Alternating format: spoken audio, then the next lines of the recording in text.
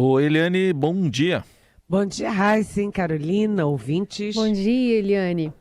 Bom, na expectativa do embarque, então, do presidente Lula aos Estados Unidos, hoje numa análise aqui ao Estadão, a professora da FAP, de Relações Internacionais, Fernanda Manhota, diz que Lula e Biden buscam, no resumo aqui, buscam no campo internacional meios para fortalecer a cruzada doméstica que travam contra a direita radical. E o contexto ajuda também para essa análise, né? Com certeza, né? A invasão do Capitólio foi um dos momentos mais, graves. Foi um marco na história dos Estados Unidos. Imagina aqueles loucos, aqueles vândalos invadindo o Capitólio com os parlamentares dentro, né? Os senadores e deputados estavam dentro do Capitólio, tiveram que sair correndo, ser retirados pela segurança, e lá morreu gente, né?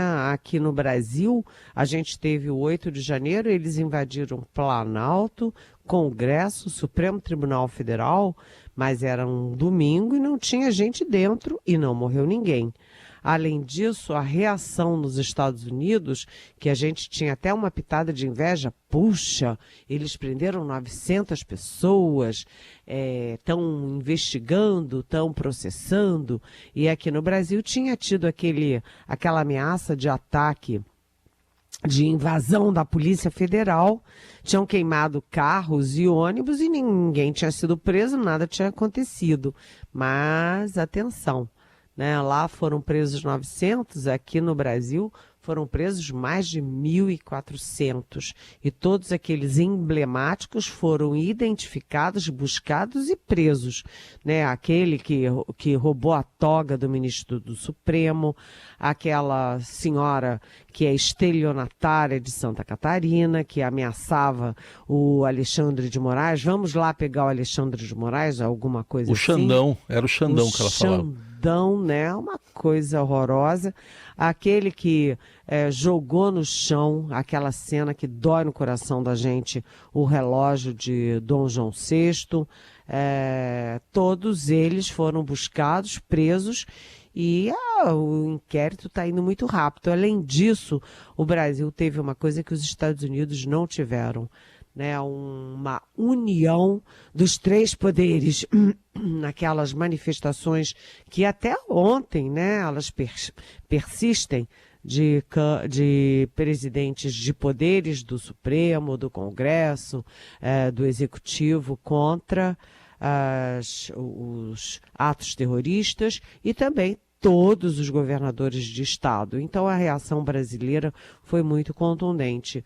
E a pressão e o temor de novos atentados, de novas investidas da extrema-direita alucinada, é um temor tanto dos Estados Unidos, tanto do governo Biden, quanto do Brasil, quanto do governo Lula. Então esse será, sim, um foco, né? O Lula está embarcando agora às 10 horas da manhã, vai levar com ele personagens chaves. No encontro de amanhã com Joe Biden, ele estará tanto com o chanceler Mauro Vieira quanto com o ex-chanceler dos dois governos dele, o Celso Amorim, que hoje é o assessor internacional da presidência, né? Ele, na segunda parte da conversa, terá também o Fernando Haddad, que é o ministro da Fazenda, da Economia, a Marina Silva, que é ministra de Meio Ambiente, ou seja, é uma agenda ampla, mas muito focada na democracia, muito focada no ambiente, mas tem ali algumas questões que estão meio mal paradas. Por exemplo, o encontro tem 1 hora delimitada, né? Vai ser 1 hora. É pouco, são duas partes, né? Uma só com os presidentes e os chanceleres, e a outra é ampliada com os outros ministros. É um tempo pequeno. Segundo, não está previsto uma coisa tradicional nesses encontros bilaterais em Washington, que é uma entrevista coletiva dos dois presidentes nos jardins da Casa Branca. Eu mesma já participei de entrevistas assim, era até curioso, porque os jornalistas brasileiros, nós, queríamos saber do encontro, o que tinha sido discutido. As perguntas eram para os dois presidentes muito da linha do que tinha sido discutido em relação a Brasil e Estados Unidos. E a bancada de jornalistas americana não dava a menor bola para o presidente brasileiro, qualquer que fosse ele, e só queria saber das questões internas. Aproveitava o momento para perguntar ao presidente americano sobre as questões internas americanas. Mas isso é só uma curiosidade aqui de velha jornalista com muitos anos de praia. O fato é que não está prevista a entrevista dos dois presidentes na Casa Branca. Depois do encontro está previsto sim uma entrevista do Lula à imprensa brasileira.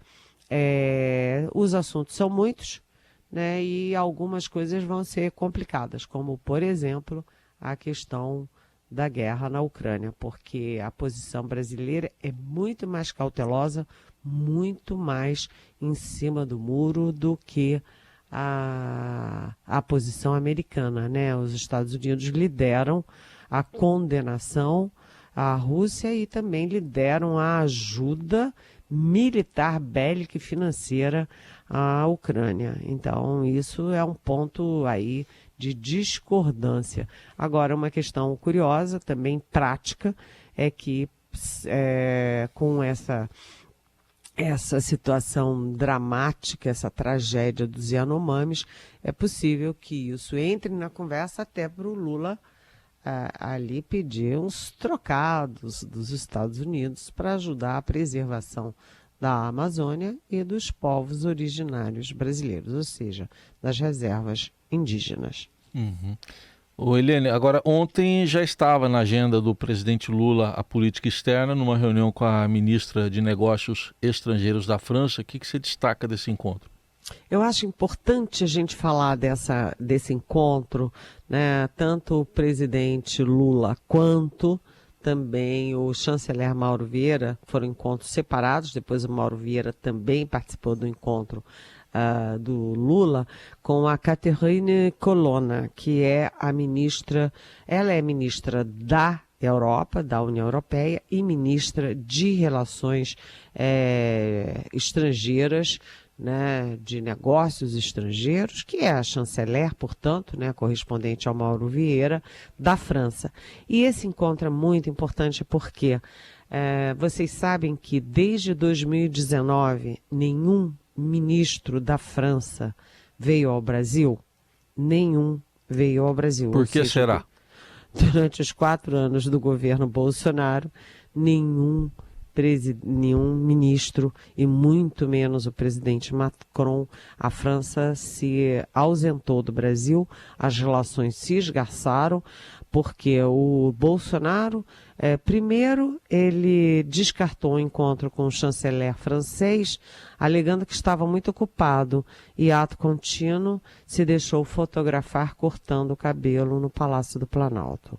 Ou seja, é infantil, é grosseiro, é grotesco, é indescritível um presidente da República que tem um mandato fazer uma coisa dessas com um dos maiores parceiros do Brasil, né? O parceiro, inclusive, que é o grande parceiro dos submarinos, do projeto, do programa de submarinos do Brasil. Depois o Bolsonaro xingou, né, chamou de feia e velha a primeira-dama, a mulher do Macron. Quer dizer, é inqualificável uma coisa dessas.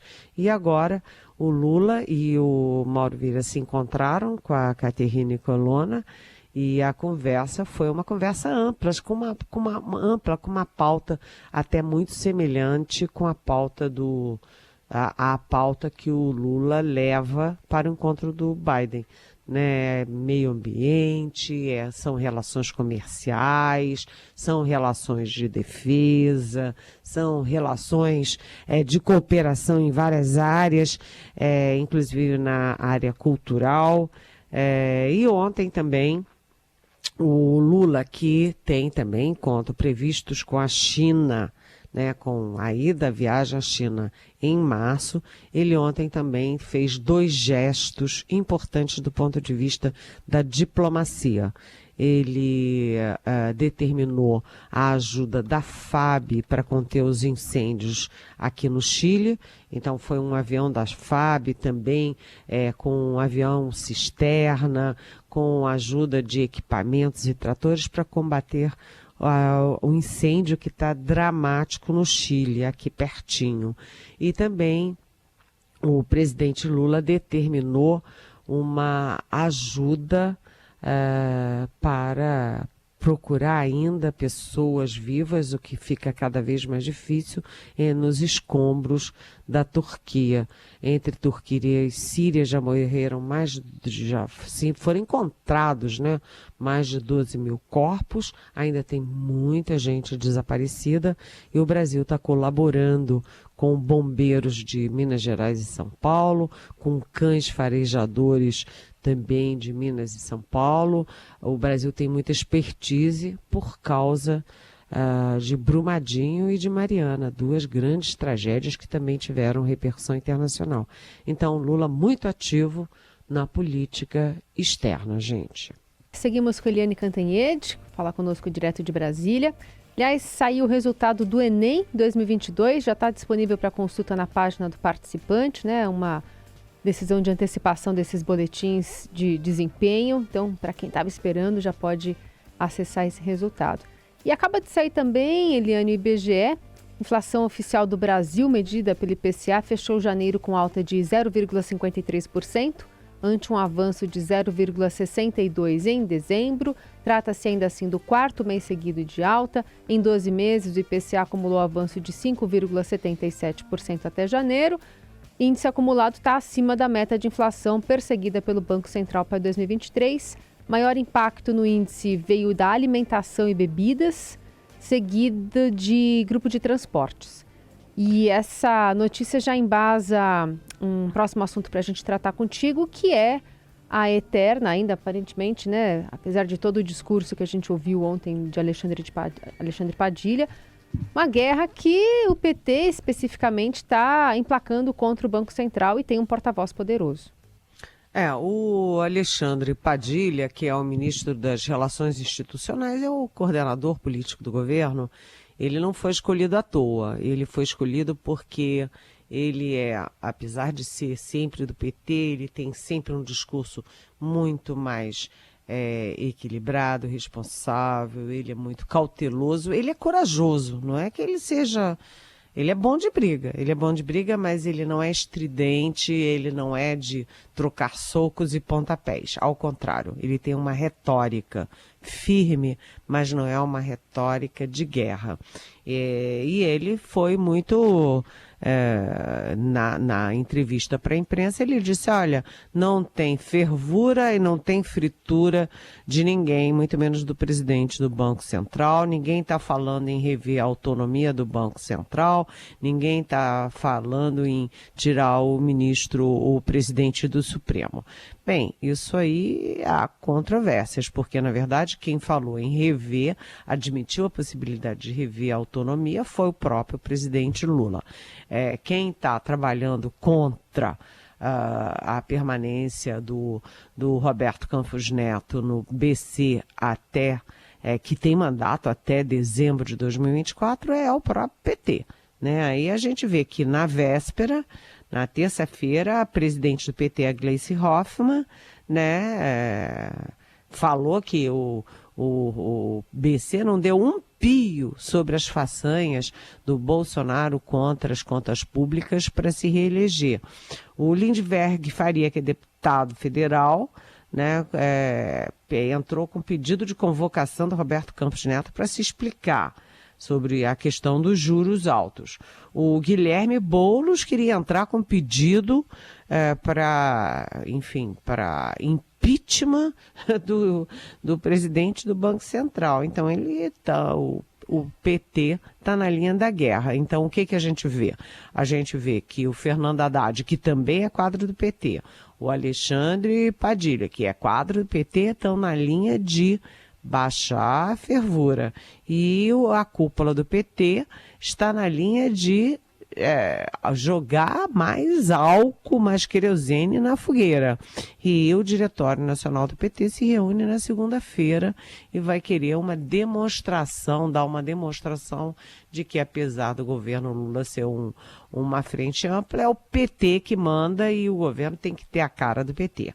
E o pior dessa história é o seguinte, é que tem essa guerra interna, né, é que o Lula tem dado demonstrações de estar muito afinado com o discurso do PT, o discurso beligerante, né, e isso, claro, que reverbera no Congresso Nacional. Ontem o Lula reuniu os líderes, né, da base aliada, 16 partidos, aliás, União Brasil não mandou os líderes, mandou o presidente Luciano Bivar, que está em guerra com os líderes na Câmara e no Senado, mas o fato é que são 16 partidos e nesse encontro o PT fez questão de continuar ali na linha de socar o presidente do Banco Central.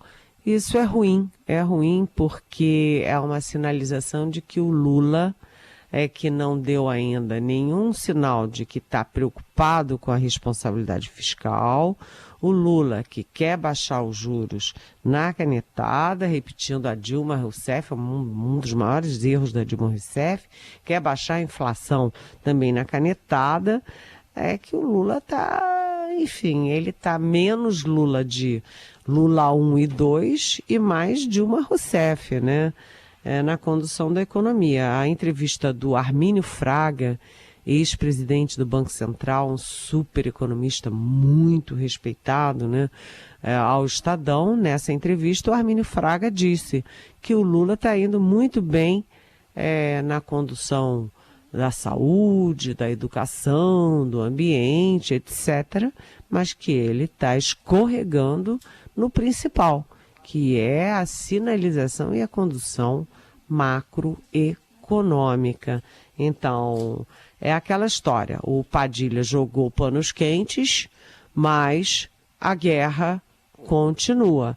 E isso não é bom para o país, não é bom para o governo, muito menos é bom para o Lula, né? Você abaixa os juros não com canetada e não com guerra do Banco Central, pelo contrário, só piora.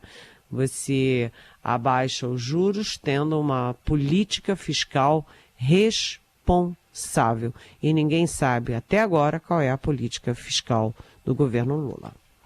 Eliane, outro aspecto aí que está gerando questionamentos, a atuação das Forças Armadas na operação de retirada de garimpeiros da terra indígena Yanomami, e até ontem questionado por jornalistas sobre o papel das Forças Armadas nesse episódio, o ministro da Defesa, ele está lá em Roraima, o ministro José Múcio declarou que é uma questão de justiça, que tem uma preocupação também de não prejudicar inocentes. Vamos ouvir o que ele disse. Nós temos a preocupação de não prejudicar inocentes. Quando chegar essa vez, vai ficar por conta da Polícia Federal e da Justiça ver quem são os culpados, que serão punidos. A Justiça que vai avaliar, a Polícia Federal também.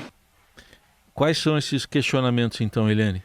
Pois é, ontem até falei com o ministro Zé Múcio, eu liguei para ele lá em Roraima.